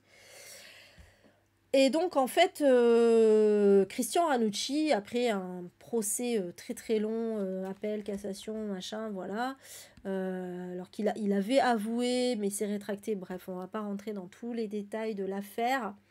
Il y avait beaucoup d'indices concordants, mais il y avait aussi beaucoup d'indices à décharge, alors voilà. Et au final, donc, voilà, les juges ont estimé qu'il était coupable, il a été condamné à mort. Il y a eu une demande de grâce à Valéry Giscard d'Estaing, mais qui a été refusée. J'ai l'impression que je spoil tout le bouquin, mais bon, en même temps, voilà, c'est une affaire très connue. Ah, t'en as un autre d'Awa, Karine? Ah, tu l'as lu? En même temps, Karine, t'es québécoise, donc du coup, c'est vrai que ça, c'est typiquement français pour le coup. Ah oui, d'accord, intéressant, Cricri. D'ailleurs, il y a d'autres affaires qui sont liées justement à ça aussi, hein. En fait, il y a plusieurs choses. Et oui, c'est ça. Et donc voilà, Valéry Giscard d'Estaing a refusé la grâce finalement. Il estimait encore il y a quelques années que voilà, qu'il ne regrettait rien. Et là donc, ce livre qui est sorti 2 ans seulement après la mort, après l'exécution de Christian Ranucci, et plutôt à décharge en fait, Gilles Perrault va nous expliquer pourquoi lui il pense que Christian Ranucci était innocent. Voilà, alors moi je me prononce pas là-dessus, vraiment, parce que déjà je connais pas les tenants et aboutissants, et même si je les connaissais, ben, je suis pas sûre que ça suffise pour établir l'innocence ou la culpabilité d'un homme. Mais voilà, en tout cas, il a le mérite d'être connu, ce livre, et d'avoir été adapté en film aussi, hein, voilà. Et puis de relancer, et puis il a le mérite aussi, quelque part, voilà, de relancer le débat sur la peine de mort, donc puisque à l'époque, on était 3 ans avant qu'elle soit abolie. Elle a été abolie en 1981 par Mitterrand, par Robert Badinter. Mais voilà, n'empêche que c'est quand même intéressant pour ça, quoi. C'est intéressant rien que le fait, finalement, parce que il est probablement coupable, mais rien que le fait d'avoir un doute, tu te dis, merde, quoi. Le mec est mort. Et t'as le doute. Donc ça relance quand même un peu le débat, et voilà. Et du coup, je pense que ça fait peut-être partie des livres aussi qui ont mené à finalement arriver à cette abolition de la peine de mort, hein. Enfin, peut-être pas le livre, mais en tout cas l'affaire. Voilà. C'est intéressant. Voilà pour celui-ci. Allez, trigger warning, de nouveau, attention. Bon, je vais être plus concise sur celui-ci, parce que franchement, il n'y a pas grand-chose à en dire. Mais, attention, sortez les sacs à vomi, parce que là, on atteint encore des sommets de vomitude. Donc, Quand mourut Jonathan de Tony Duvert raconte l'histoire d'amour Si j'ai mis des guillemets parce que je ne pouvais pas mettre histoire d'amour, mais voilà. Entre un homme qui s'appelle Jonathan, qui a 27 ans, et un petit garçon de 6 ans qui s'appelle Serge. Voilà. Oui, c'est vrai que ça ressemble à Sony. Voilà, voilà. Est-ce que j'ai besoin de dire autre chose? Mais bon, je vais dire autre chose parce que c'est encore pire que ce que vous imaginez. Voilà, donc parce que, attention, ce livre est autobiographique. Voilà. Alors, pas autobiographique en tant que tel, mais c'est pour ça que je ne l'ai pas mis, mais l'auteur s'est inspiré de sa propre histoire. Est-ce que j'ai besoin du coup de préciser? Voilà. Oui. Voilà, voilà. Et alors, c'est pas juste des Kalinux, hein, je vous le dis comme ça. Hein. Non, mais c'est clair, mais moi non plus. Mais heureusement, ce livre n'est plus édité. My God. Voilà. Voilà. En gros, alors, est-ce que je dois faire le résumé de l'histoire? Vite fait, vite fait. Donc, en fait, c'est Jonathan qui est un peintre de 27 ans, qui vit seul à la campagne. Et un jour, il va se lier d'amitié avec une mère célibataire. Putain. Barbara. C'est le nom de ma mère en plus. Et son enfant de 6 ans, Serge, dont il devient complice. Et alors, oui, bon, pardon, excusez-moi, attention, mea culpa, il n'avait pas 6 ans, il avait 8 ans quand ça a commencé. Ah, il était beaucoup plus âgé, c'est important. Pardon, je rigole, mais j'ai envie de dire mieux vaut en rire. Bon, mais c'est horrible, en vrai, c'est horrible, hein, parce que quand tu sais que ça a vraiment existé, c'est trashouille. Mais voilà, et en gros, donc c'est 2 ans plus tard, en fait, que Barbara va lui confier la garde de son fils, mon Dieu, que n'a-t-elle pas fait, pour une semaine, et en fait, et finalement, elle va lui dire, ben non, je peux pas le récupérer avant 2 mois, donc il va rester 2 mois chez Jonathan. Et on nous dit, au fil des jours, leur amitié intime se transforme en amour charnel. Si bien que le jeune peintre ne parvient plus à se passer de Serge durant un été entier. Et après, donc, du coup, comme il doit le rendre à sa mère, il va tomber en dépression, dans l'alcoolisme, tout ça, voilà. Voilà. Non, c'est pas le beau-père, non, non, il n'y a pas de... Non, non, c'était juste un pote.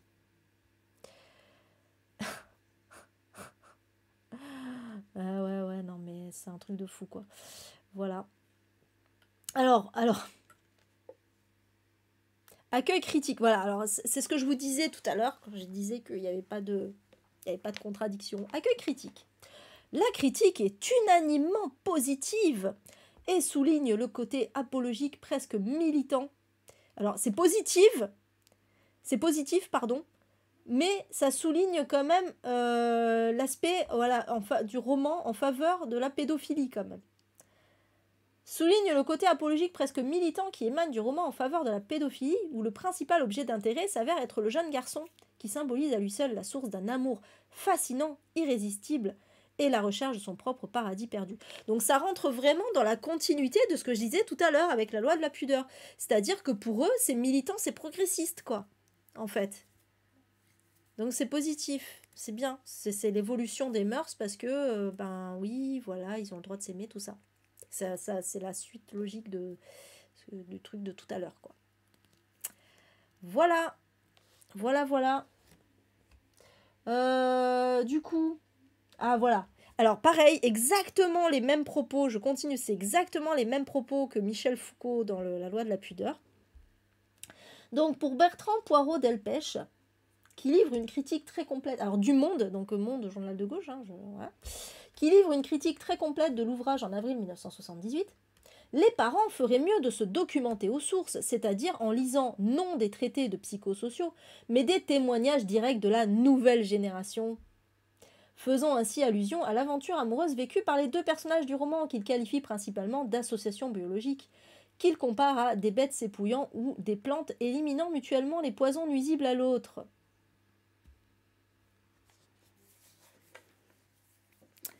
Voilà. Donc c'était bien pour eux, hein. Voilà, donc c'était bien parce que c'était progressiste. Et les parents, bah oui, bah laissez, franchement, regardez, ils s'aiment, ils se font du bien l'un à l'autre. Donc laissez vos enfants coucher avec des adultes. Pou, pou, pou, pou, pou, pou, pou, pou. Ah, mais c'est clair, Prissy, évidemment. Oui, mais là, en fait, eux, ils considéraient, à l'époque, voilà, ces intellectuels-là considéraient que l'enfant était bien, il était consentant, que voilà, c'était une vraie histoire d'amour entre personnes consentantes. Il n'y a pas de viol. Voilà, pour eux, c'est ça, quoi. Donc, ouais, c'est... Bon, bref, voilà. Il est long, ce littéraire rétro, du coup, alors que j'ai mis que 20 livres, mais il y a tellement de choses à dire. Voilà pourquoi mon trigger warning sur ce livre qui n'est heureusement plus édité. On s'en passe bien. Et c'est fou, hein, heureusement que les mœurs ont évolué pour le coup dans le bon sens là, à ce sujet. Ensuite, allez, on passe à un truc un peu plus sympathique, on va dire. L'héritage de François Cavana. Donc, roman autobiographique. Il y a beaucoup de romans autobiographiques dans cette sélection. C'est vrai, ou soit autobiographique, soit plus ou moins autobiographique, ou inspiré de la vie de la personne, etc. Il y en a quelques-uns. Donc là, en fait, on est donc Cavana dans ce livre va retracer son enfance de fils de Rital. Donc c'était des immigrés italiens qui étaient surnommés comme ça de façon très péjorative. Voilà, ils ont subi énormément de discrimination et donc il va un peu nous raconter son enfance. Sa relation avec son père, voilà, qui était un maçon illettré. Enfin voilà, moi je pense à mon père du coup, qui a eu un peu la même histoire que Cavana finalement, puisque voilà, ses parents sont des immigrés italiens aussi, donc effectivement il a aussi été traité de salarital, tout ça. Mais voilà, ça. Bon, il n'y a pas grand-chose à dire de plus, mais ça peut être intéressant pour connaître le destin de ces gens-là à l'époque. Voilà.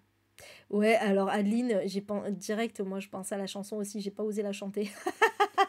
Cette fois, je me suis retenue, mais du coup, c'est toi qui la chantes. Voilà. Oh, putain, Priscille. Ah ouais, non, mais j'avoue, il y a des trucs glauques quand même dans les livres des fois. Bref. Donc, ensuite, on a approché de la fin. Rue des boutiques obscures de Patrick Modiano, qui a eu donc le prix Nobel de littérature. Patrick Modiano. Donc, c'est son 6e roman.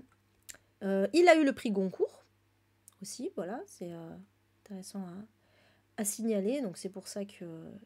c'est pas que pour ça qu'il est là, parce que je mets jamais tous les prix Goncourt, évidemment, mais lui, il a marqué quand même un peu... il a marqué son année, il est encore très connu aujourd'hui. Donc, c'était la rentrée littéraire de 1978. Et ouais, c'est marrant. Du coup, voilà, petite anecdote autour du truc. L'auteur a été invité par François Mitterrand et Bernard Pivot, donc dans Apostrophe, voilà, la fameuse émission de Bernard Pivot, où il y a eu d'ailleurs Gabriel Matzneff, parce qu'on est dans le... voilà. Et donc, et du coup, voilà, il y avait dans cette émission, voilà, juste la petite anecdote, c'est que dans la même émission, il y avait Patrick Modiano, il y avait Michel Tournier.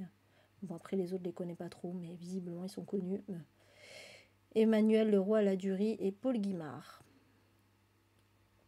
Voilà, et donc, il a eu le prix Goncourt par la suite. Donc en fait, on est dans un polar, on est dans un polar, alors peut-être pas classique. On va suivre un détective privé qui en fait a eu un accident assez mystérieux d'ailleurs, qui l'a laissé amnésique depuis plus de 15 ans. Il est amnésique, il se rappelle plus il a du mal à se rappeler de son passé. Il essaye un peu de remonter les pistes comme ça de son passé. Et on dirait que la piste s'arrête à la Seconde Guerre mondiale, en fait. Donc voilà, il apprend pas mal de choses. Et puis un jour, il va être... Donc on suit en parallèle ça, sa quête un peu d'identité. Et il va être affecté à une affaire, enfin on va lui donner une affaire, en fait, c'est la disparition d'un homme. Et pendant qu'il mène l'enquête, en fait, il va se demander si cet homme, ce serait pas lui, en fait. Et il va avoir une obsession autour de ça, et voilà, on va suivre un peu comme ça. Ça fait penser un peu à Memento aussi, le truc de remonter comme ça, enfin bon. Mais ça a l'air intéressant. Ça a l'air pas mal. Ah oui, d'accord, ok, super. Bah, la Bible, quoi. Très belle référence. Ici. Ouais, la soirée trigger warning, complètement. Donc voilà. Ouais, ça fait bizarre d'avoir un livre un peu normal qui a l'air... Voilà, il n'y a pas de politique, il n'y a pas de... Juste une histoire de mémoire et tout. Mais ça a l'air bien, n'empêche, ça a l'air intéressant. J'aime bien l'idée là de... Je connaissais pas ce livre. Enfin, je connaissais Patrick Modiano, mais je connaissais pas ce livre. J'ai jamais lu l'auteur. Et bah, du coup, il me fait bien envie parce que ce truc de la mémoire là, du fait qu'il enquête sur la disparition d'un mec qui pourrait être lui, je trouve ça assez intéressant. Voilà. Ouais, c'est clair, la mythologie aussi, putain. Alors là, la pédophilie, l'inceste, tout ça dans la mythologie, il y en a beaucoup aussi. Hein. Bref. Donc voilà pour celui-ci. Alors, Pérec. La vie mode d'emploi de Georges Perec. Voilà, et j'ai l'impression qu'il est à chaque litté rétro, Georges Perec. Il a tellement fait de choses en même temps, mais celui-là, c'est un de ses plus connus. Il a eu le prix Médicis, en l'occurrence. Et on est encore sur un livre à contrainte, voilà, puisqu'il aime bien Georges Perec, il est membre de l'Oulipo, donc des auteurs qui font de la littérature à contrainte. Et là, donc la contrainte, c'était en fait en gros, de faire un tableau. Donc c'est un tableau qui représente un immeuble. Et en fait, chaque chapitre va être la vie de quelqu'un. Et en fait, ça va être comme l'évolution d'un cavalier sur un jeu d'échecs, en gros. Voilà, si j'ai bien compris le truc. Et donc il y a 99 chapitres et chacun des chapitres décrit une pièce en façade de l'immeuble. Voilà, et les personnages qui s'y trouvent, donc ça se passe le 23 juin 1975, peu avant 20h.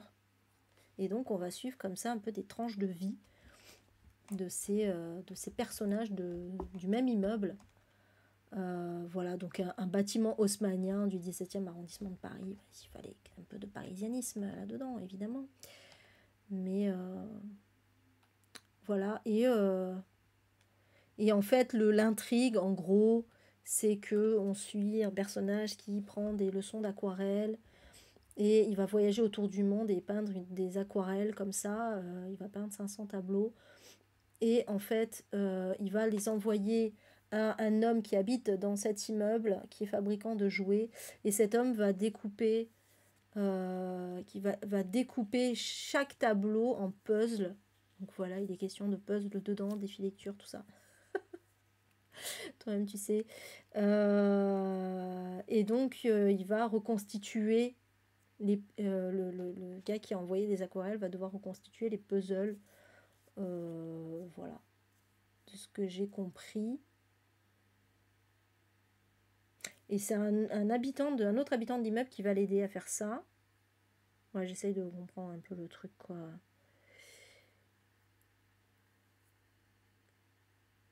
Voilà, bon après, ça spoil. Mais voilà, et en gros, on va suivre un peu tout ça dans le truc. Ça a l'air un peu spécial, mais intéressant. C'est du Georges Perec. J'allais dire, j'ai toujours pas lu cet auteur. Si, en fait, j'avais lu un petit essai de lui, mais bon, c'est pas trop représentatif, je pense. Donc, il faut vraiment... c'est ça. Georges Perec et Stephen King, ouais, exactement, Karine, c'est un peu ça, ouais. Mais Georges Perec, il était même là dans les années 50, hein, c'est dire. C'est dire. Donc voilà, ça a l'air... J'aime bien l'idée. Ça, ouais, peut-être un truc à lire. Voilà, et le dernier, le der des der, voilà, on finit par, bah tiens, Steph, toi qui aimais les loups-garous, bon, c'est pas Stephen King, mais... Donc, Wolfen, Dieu ou diable, ou Wolfen, je sais pas, mais je crois en anglais c'est The Wolfen, donc voilà, de Whitley Strieber. Donc en fait, bon là c'est un classique, voilà, polar fantastique, horreur avec des loups-garous. Voilà, en gros, on va suivre deux flics qui enquêtent sur une série de meurtres, donc c'est à New York, une série de meurtres qui ont lieu dans toute la ville, et ils vont découvrir en fait petit à petit l'existence d'une espèce de loup intelligent. Et en fait, le roman, ce qui est intéressant, c'est que le roman est écrit en suivant le point de vue donc des personnages humains, voilà, notamment les flics, mais aussi des loups. Voilà. Le point de vue des loups. Voilà. Alors c'est pas tout à fait, je crois pas que ce soit tout à fait des loups-garous, mais bon, il parle de loups-garous quand même, alors je sais pas trop. Est-ce que c'est des loups qui deviennent humains, enfin des humains qui deviennent loups en l'occurrence, je ne sais pas. Mais bon, c'est bien de pas trop en savoir, en même temps ça maintient un peu le mystère. Je suis pas rentrée dans les détails au niveau du résumé, tout ça. Ce qui est marrant, c'est que sur la couverture, il y a les deux tours de New York. RIP. Voilà.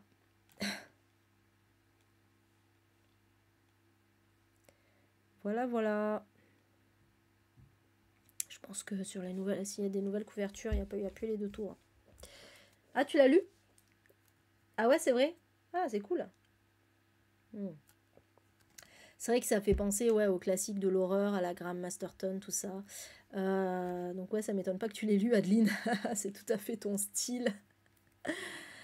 Mais voilà, ouais, ça a l'air assez mystérieux. Moi, je suis pas fan de trucs de loup-garou et tout ça, mais bon, why not. Oui, je pense qu'il est encore édité celui-ci. Je sais pas. C'est vrai que quand je trouve que des vieilles couvertures comme ça, c'est pas forcément évident, quoi. Donc, je sais pas. À chercher. À chercher.